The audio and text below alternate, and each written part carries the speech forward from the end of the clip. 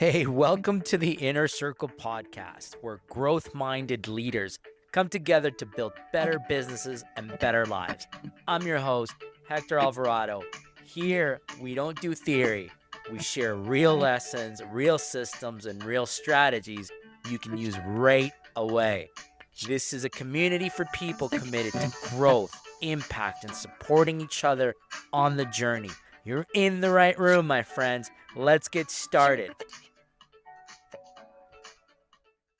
Folks, we're excited again as we progress into week 2 of our workplace cultures. And today we're going to dive into the control or command and control. This is our second culture that you'll see in most businesses and organizations. And I want to start with a question that I want you to answer honestly. And I want you to answer this in your heads, obviously, right? But I don't want you to answer it like in the way that you wish it was. I want you to answer it in your head the way it actually is today, like how it actually is in your organization today. And I know some of you may not have teams directly with you, but think of the broader organizations. I know some of you are solopreneurs that are plugged in to other larger organizations and teams. So maybe think of it in that context. Okay. So when something goes wrong in your organization today, a missed deadline, a customer complaint, a dropped ball somewhere, what does the team do first? Think about that. What do they do first? Do they come to you immediately for direction? Or do they handle it and loop you in after? Right? Think about that in your heads and answer it honestly the way that it is today, not the way that you wish it was, not your goals to get it somewhere, how it is today. If the answer is the first one, right? If nothing moves without your approval, if people wait to be told instead of deciding on their own, you may be operating in a command and control culture. And it may not be because your people can't think for themselves. That's not it. It may be because you have just positioned and trained them not to. And so we're going to really dive into this today to really unpack it a bit. Last week, we talked about a happy accident culture, and that culture forms by default through relationships, shared history. This week, we look at the opposite. And this culture is imposed by design, especially a top-down, authority-driven structure when control replaces contribution. And here's the most important thing I want you to hold on to today, if anything else. Command and control is not always chosen deliberately. Most leaders who run it didn't set out to build this culture of fear, okay? They set out to build a culture of standards. The difference between the two is how it tips and what we're here to truly understand today. So what you find is that most leaders will actually go in to this culture trying to set high standards. And because they're trying to set high standards, it actually ends up feeling and living in control and command. And it's not the true design. Like the individual, the leader, didn't set out to be that way. How many of us have hired experienced managers and they come in and all of a sudden everybody's like, this guy's a jerk. He's telling me what to do all the time. He's not trying to be that way intentionally, or so he may be trying to be that way intentionally, but it's because he doesn't understand what people can or cannot do on their own. So he's going to go with what is organic and natural to this person, and that's to set a top down standard. Now, this environment, again, it's authority, it's centralized, and decisions flow from senior leadership. And the expectations of the workforce is quite clear. It is to be obedient, not contribution. It's all about obedience. Three things define it. Okay. First, it's centralized authority. Decisions, large or small, require approval from the top. And that's one complete owner killer. It's a complete owner time killer because you're at the top trying to micromanage tiny decisions. So that's the first thing that you're going to find. Autonomy is limited for non-existent. And second is compliance as the standard. People are measured by whether they follow the rules, not whether they contributed. So you hear that message is you're actually measuring just obedience, not necessarily true output. And the third, fear as the motivator. Consequences for non-compliance drive behavior more than the purpose or pride in work. Now, here's the part most people do not expect. Command and control cultures are rarely built by bad leaders. They're generally not bad, okay? They're built by leaders who grew fast and couldn't let go of control as the team expanded, and leaders who had painful experience with an employee had too much autonomy. So, by experience, they have fallen into this trap. And leaders who come from industries where hierarchy is the norm, leaders who believe that structure and standards require centralized control. These are leaders who confuse accountability with authority, and then it turns onto the other. So every leader starts with standards. We can all understand that message, and standards are healthy. The tipping point happens when enforcing the standards become more important than developing the people, and when the message, spoken or unspoken, becomes do it my way or there are consequences. Now, that culture shifts from discipline to fearful very quick. And so you have to know what's the blurred line? When does it tip over? And most leaders never see that tipping moment. And that's where this culture can be dragged for far too long. And the team feels it long before the leaders do. So it's important that if you're operating in that, you have to understand how it may be impacting your staff, and you may not even be aware of it today. So, to be honest with you, there are environments where this command and control is not just appropriate, but it is necessary. And I've said this before: emergency services, military operation, or any high risk environment where safety is up the most. These situations require clear chain of command and zero deviation from protocol, because the difference could literally be life or death. So that is understood. But for everyday growth focused businesses in any organization where you need people to think, contribute, and genuinely care, the command and control culture will destroy the conditions that produce organic results. Okay. Now, what happens is the fundamental problem: you cannot compliance your way to excellence. And as much as I'm a big believer of excellence and compliance, okay, I myself find myself really having to understand where is that tipping point.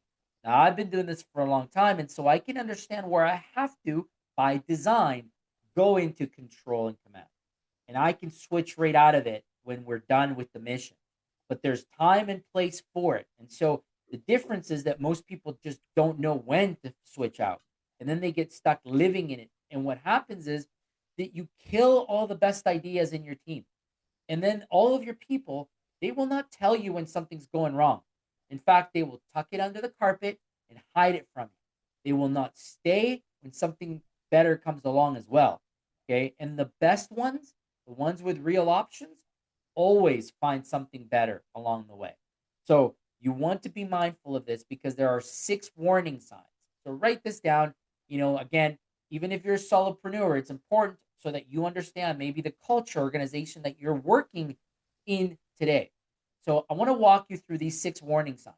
And as I name each one, think honestly about whether you have seen this in your company in the last 90 days. Right? Warning sign number 1: decisions wait for you. Nothing moves without your approval. Small routine decisions, they don't move. Your team is fully capable of making them, but they sit idle and wait. Your team has learned that acting without permission is risky, so they just don't. So that is a very live one, and one that I see a lot, and probably the most one that I see. Like that is the one that is most common. Warning sign number 2: people bring people stop bringing problems. You find out about issues well after they become into crisis mode. Not because your team is hiding things maliciously, but because what happens is that the culture has taught them that raising problems leads to consequences and not solutions.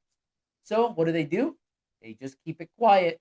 They tuck it away, sort of like that kid that you might have at home that, rather not tell the parent that they did something. And then when the parents find out, it's even worse, right? So, these are sort of very similar symptoms. Sign number three, or signal number three, is ideas die before they're spoken. You ask for input and the room goes quiet. Everybody's afraid to speak. Nobody wants to raise their hand because speaking out loud is a hedge. And they've learned that honest creativity and thinking has maybe positioned people underground. So they don't speak, they stay quiet because when people have spoken, it is met with criticism. And enough times have happened around them that they're like, nope, I'm not the one that's going to get the beat down today. So they just stay quiet. Warning sign number four is mistakes are hidden, not surfaced. Team members cover up errors rather than reporting them. The fear of the consequences is stronger than the desire to fix the problem and raise the bar.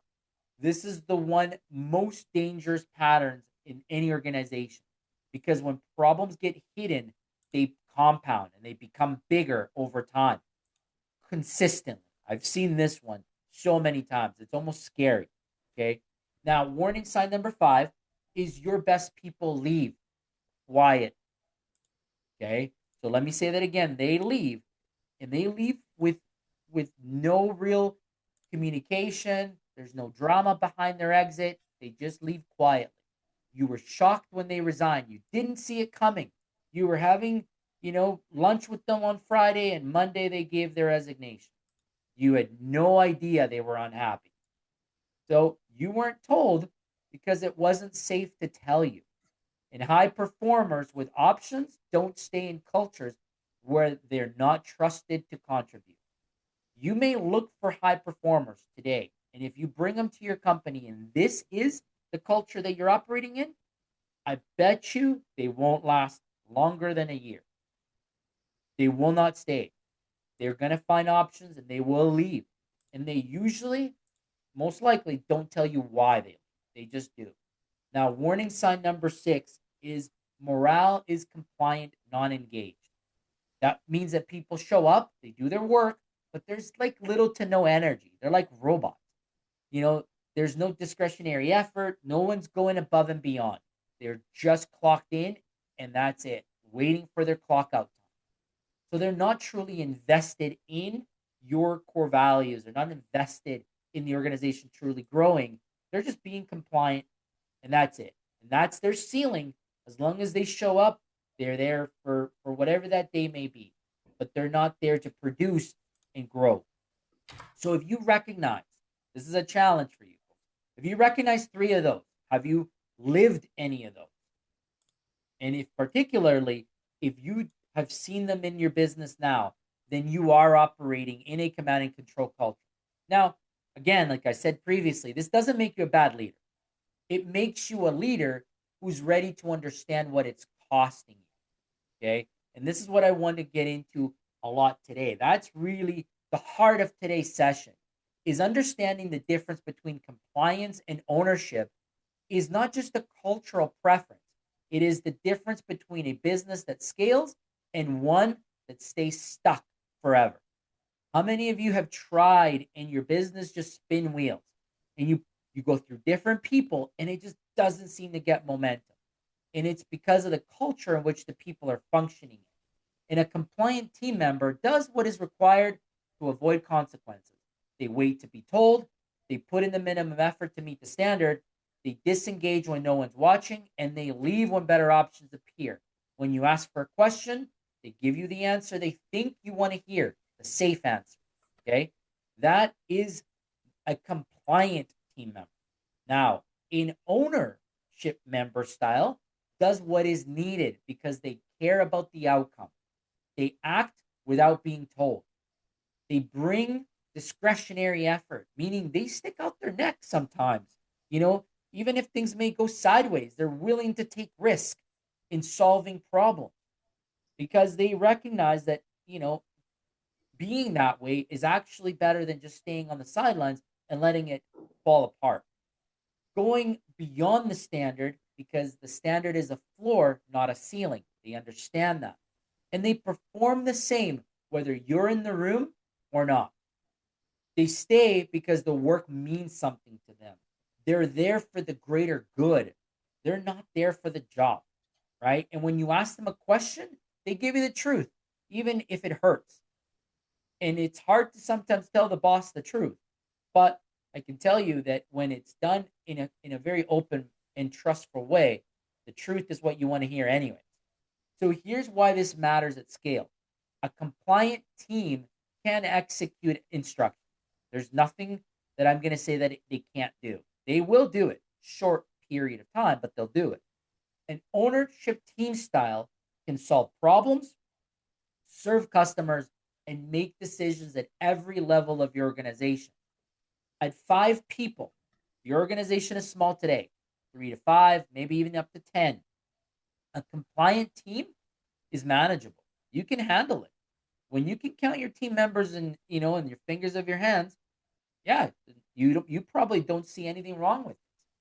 At 25, at 50, a compliant team requires you to be everywhere. And at 50 to 100, forget about it. It breaks. It will not scale. It will never scale. So the goal is not a team that does it the way you say it must be done. The goal is a team that does what is right because they understand the mission, they own the outcome, and they do not need you in the room to make a good decision. Now, of course, there's going to be learning. Of course, there's going to be errors. But if you are enabling and allowing the right culture, those decisions will be learned from those hard decisions, and they'll get it right. But it's up to you to foster that environment. So let me give you a picture of what a command and control looks like when it finally has answered itself to a business owner.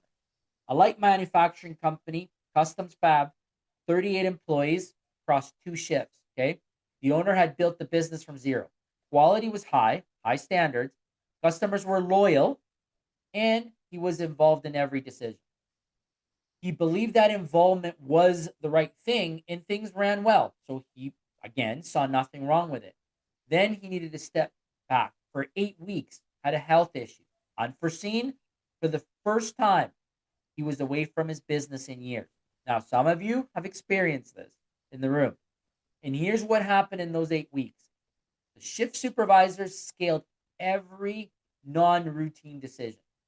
They had no idea how to answer. None of them felt authorized to act. So his phone continued to blow up, even though he wasn't feeling well and he was dealing with a medical situation. Two key employees couldn't handle it because they didn't know what to do, so they quit. Okay? They'd been waiting for an opportunity to leave, and this felt like finally the right moment because it just what was nothing required from them. They had better options. An equality issue emerged that the team had known for about a few months, but they never raised their hand. They never raised it as an issue. And when the customer communication fell apart, nobody knew who was empowered to respond. They just pointed fingers. So after about the 9th, 10th week, when the owner came back, he discovered all this. Like he saw it. And his team had learned over years that decisions only belong to the owner. So they just did what they naturally would do, and they stopped making them. His control hadn't protected the business.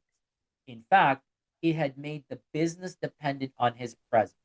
Some of you have gone through this. Some of you are probably living in it today. So I want you to visualize that pain and that experience and understand that if that's you today, it's okay. We have a path out, but just don't be fooled by what you are actually in and what you're building. Don't confuse that for quality or for a good, healthy work culture. Because this particular owner, he thought he was building a culture of high standards and that he'd actually built a culture that was helplessness. That was the truth. The people were not incapable, they were just under trusted. And that is one of the most expensive line items in the command and control culture because it is the capacity of your people never developing that cause this to them never to get a chance. And moving away from this controlling command and control culture is not only about removing accountability, it is about replacing fear with trust and compliance with ownership. These three moves are the next moves that if you're in this today, it's okay. Like, this is what you need to go do to get out of it. So I'm going to give you the blueprint. These are the 3 steps that you can easily put in your business tomorrow. It's nothing crazy. So I'm going to give you move number 1. Name one decision you will stop making. Identify one category of the decisions that your team should be making, that you are currently making. Delegate it and make sure that it sticks. Tell them it's theirs and don't take it back. When the problem breaks and when they don't know, you tell them to go figure it out. Now, this is not for you to just dump it on somebody. This is the beginning of developing their judgment and trusting them.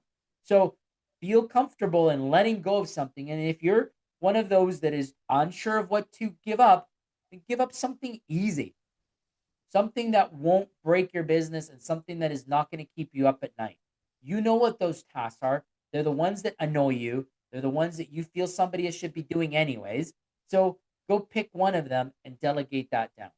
Okay. Move number 2, ask before you answer. When a team member brings you a problem, resist the instinct to give the answer. Okay. Ask first.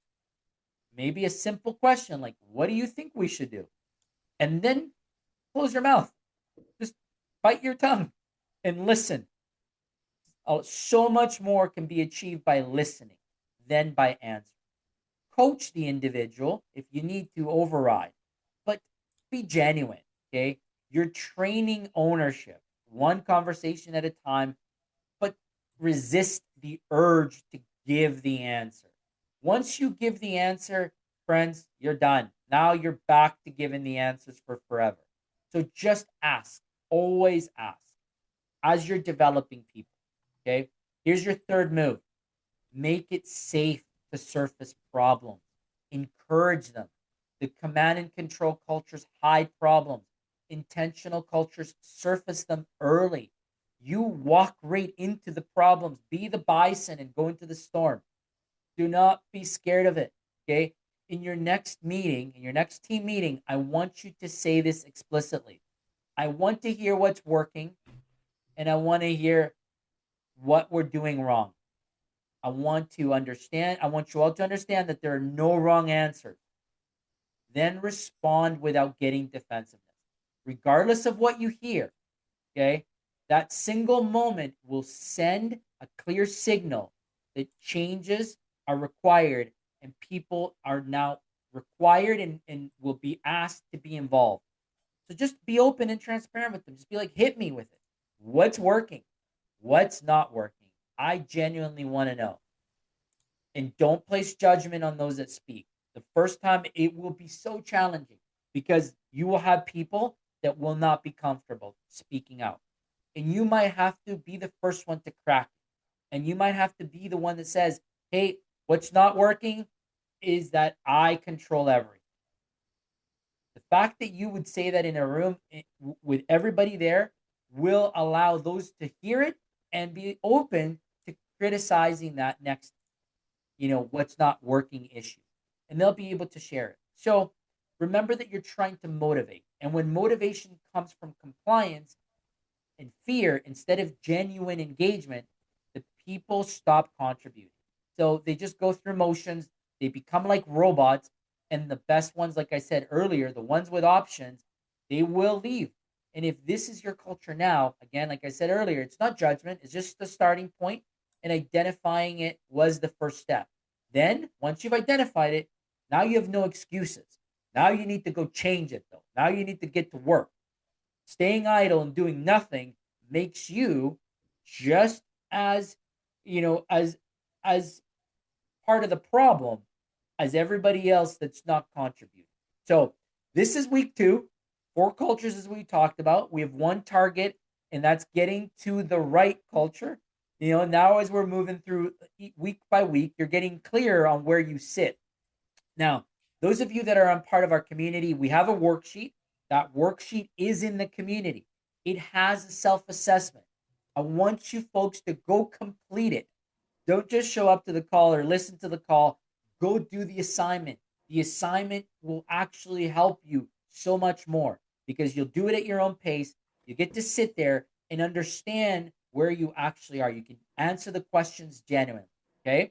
Because next week, as we go into the chaotic culture, the one that I see cause the most pain in growing businesses with no clear structure, always competing priorities, and leaders saying and doing different things, sending mixed messages where the teams burn out trying to figure out what winning looks like, right? That's week 2. And so if it's week 3, and if week 2 is all about control, week 3 is about not enough. So it's important that we go through the worksheet so that you understand the path that we're building. And that is getting to the intentional culture. So that's what we had for the team today. And Willie, I'll pass it back to you. Yeah, so definitely the culture piece. We've been talking about this quite a bit lately, and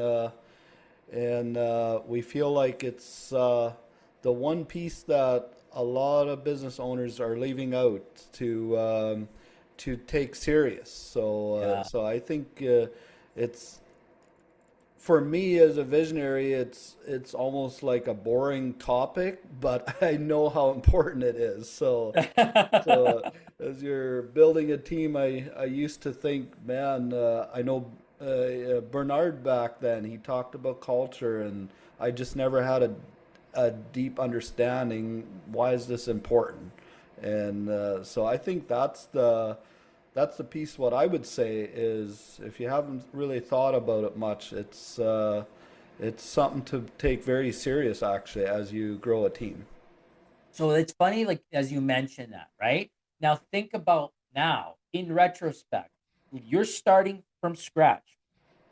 What would you do differently now, Willie? Because you said like as I was building, I didn't care, but what would you do now?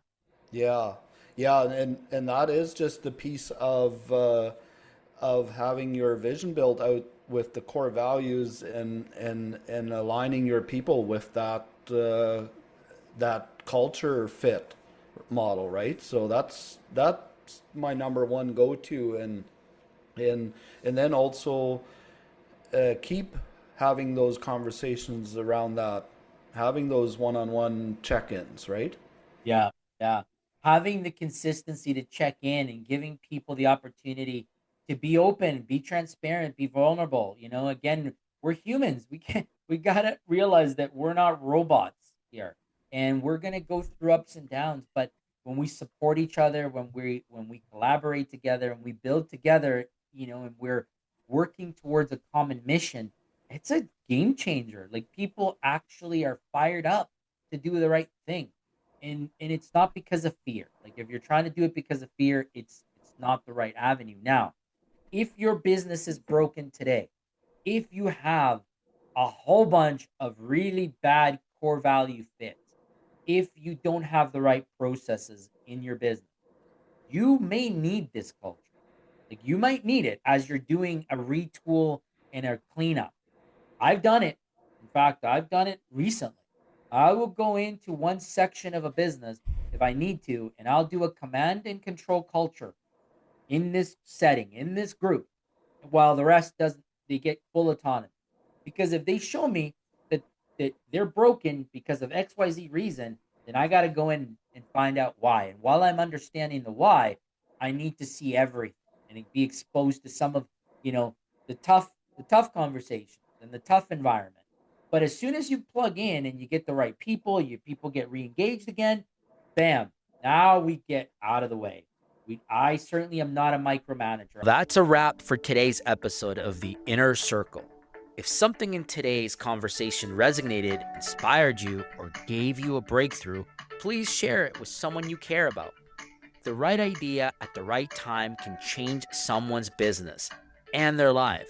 So make sure you follow the show, leave a review, and stay connected with us because this community is built on relationships, real support, and real growth together. Remember that clarity means nothing without action. So choose one insight from today, put it into motion this week, and notice the shift. Thank you for being part of this journey, for showing up for your growth, and for being part of the Inner Circle community. See you in the next episode, and let's keep growing together.